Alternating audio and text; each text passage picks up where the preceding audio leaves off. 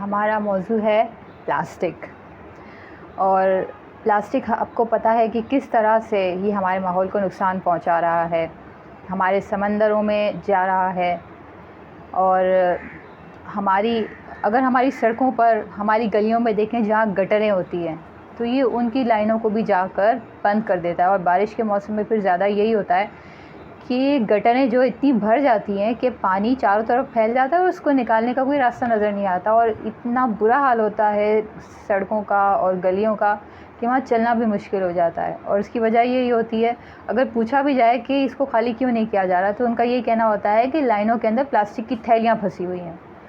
तो इसका क्या हल होना चाहिए? ये वही सामान है जो हम ज़्यादा करके हमारे कचरों में फेंक देते हैं, लेकिन मेरे लिए करना बड़ा मुश्किल काम है, क्योंकि मुझे पता है कि मैं ये अगर करती हूँ तो मैं अपने लिए ही अपने माहौल को नुकसान पहुँचा रही हूँ। यानी कि मैं अपने माहौल में रहने वाली हर उस जानदार चीज़ का नुकसान कर रही हूँ जो उस पर रहती है, जिसमें इंसान है, फिर दूसरी हयात है, चरिंद परिंद जानवर सभी।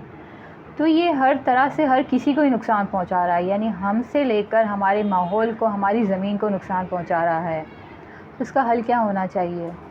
अब इसमें से कुछ सामान ऐसा होता है जो रिसाइकल हो सकता है, तो प्लास्टिक का क्या हो सकता है? प्लास्टिक को हम किस तरह से इसको दोबारा माहौल में जाने से रोक सकते हैं? तो आज उसी पे मैं चाह रही हूँ कि बात करूँ। और मैं चाहती भी हूँ कि आप सब भी मुझे मशवरा दें और आप सब भी अपनी आइडियाज़ मेरे साथ शेयर करें। कुछ आइडियाज़ मेरी हैं जो मैं शेयर करूँगी, लेकिन सबसे पहले मैं ये बताना चाहूँगी कि जो हमारे घर में सामान रोज़ाना आता है प्लास्टिक की सूरत में, फिर ये बॉक्सेस हैं जो फूड डिलीवरी के थ्रू आते हैं, फिर ये प्लास्टिक, चले इसका तो फिर भी कोई इस्तेमाल हो सकता है, लेकिन मैं इनका इस्तेमाल भी दोबारा करना नहीं पसंद करती हूँ। फिर कुछ ये है जिसके अंदर खाना आता है, इसका भी इस्तेमाल इसको रिसाइकल किया जा सके, ऐसा कुछ करना ज़रूरी है, क्योंकि इसको हम दोबारा अपने माहौल में नहीं फेंक सकते हैं, क्योंकि ये जाता है कचरे में। अगर हम इसको अपने कचरे में फेंकते हैं तो ये कचरा कुंडियों में जाकर जमा होता है, वो कचरा कुंडियाँ फिर कहीं और जाकर जमा होती हैं, तो ये कहीं ख़त्म नहीं हो रहा होता है, बल्कि एक जगह से दूसरी जगह कहीं ना कहीं जाकर ये जमा हो रहा है। तो इसको ख़त्म करने का तरीका हमें निकालना है। तो प्लास्टिक के लिए मैं कुछ आप लोगों को, एक मेरे जहन में जो एक आइडिया है वो मैं आप लोगों के साथ शेयर करना चाहूँगी। ये है पेप्सी की खाली बोतल। वैसे हमारे घर में ये चीज़ें भी नहीं आती हैं, लेकिन मैं ये करती हूँ कि हमारे पड़ोसी जब अपना कचरा फेंकते हैं अपने घरों के बाहर रख देते हैं जमादार के लिए, तो ये बोतलें मैं उठा लेती हूँ। अब इन बोतलों का मैं क्या करती हूँ मैं आपको बताती हूँ। प्लास्टिक जितना भी है, अगर वो रिसाइकल नहीं हो सकता तो मेरे पास फिर इसका ये आइडिया है, मैं ये सारा प्लास्टिक जमा करूँगी और आपको ज़रा एक छोटा सा आइडिया दूंगी कि इसको क्या कर सकते हैं। ठीक है, तो ये हमने एक रैपर ले लिया।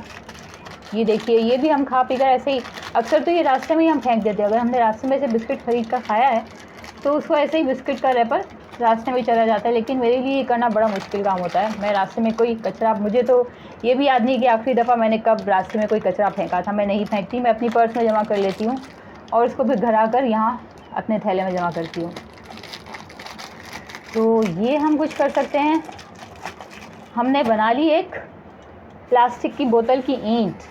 अब इसमें आप जितनी थैलियाँ भर सकते हैं, आपको मैं फ़िलहाल तो हाथ से करके दिखा रही हूँ, लेकिन आपके लिए अगर कोई स्टिक वगैरह हो तो ये आपके लिए ज़्यादा आसान हो जाएगा। मैं सिर्फ नमूने के तौर पे बता रही हूँ।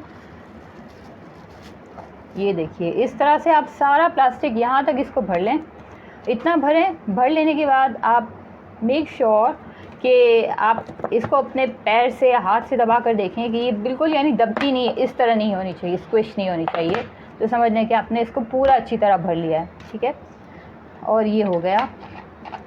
अब अगर हमारे पास कोई ऐसी ऑर्गेनाइजेशंस हैं या ऐसे कोई लोग हैं जो रिसाइकिल करते हैं और इनका इस्तेमाल कर सकते हैं, जैसे कि हमने अफ्रीका में देखा होगा, प्लास्टिक की बोतलों से वो लोग बाकायदा घर तैयार कर रहे हैं, यानी इनको ईंटों के तौर पे इस्तेमाल कर रहे हैं। तो हम यही कर सकते हैं कि इन प्लास्टिक की बोतलों में इस प्लास्टिक को भर कर छोटे छोटे स्ट्रक्चर्स या कुछ भी, जैसे अब हमारे यहाँ हम लोग रास्ते में ये भी कर सकते हैं कि परिंदों के लिए, जानवरों के लिए पानी के तशले हम जैसे लेते हैं, टेराकोटा ट्रेस जो हम लेते हैं बड़ी बड़ी, तो उसकी जगह हम इन प्लास्टिक की बॉटल्स में ये भरकर और सीमेंट के साथ फिर एक प्रॉपर एक स्ट्रक्चर बनाकर टेराकोटा ट्रे की तरह ही बिल्कुल एक गोलाई में लाकर और उसको सीमेंट के साथ लगाकर एक प्रॉपर एक ट्रे बनाएं, जिसको मैं इंशाल्लाह अपने अगले वीडियो में ज़रूर आप लोगों के साथ शेयर करूँगी। जो मेरा अपना आइडिया है कि अब जो रास्ते में टेराकोटा ट्रेज़ में लगा रही हूँ उसकी जगह मैं इन प्लास्टिक की बोतलों का इस्तेमाल करूँगी, प्लास्टिक के समेत,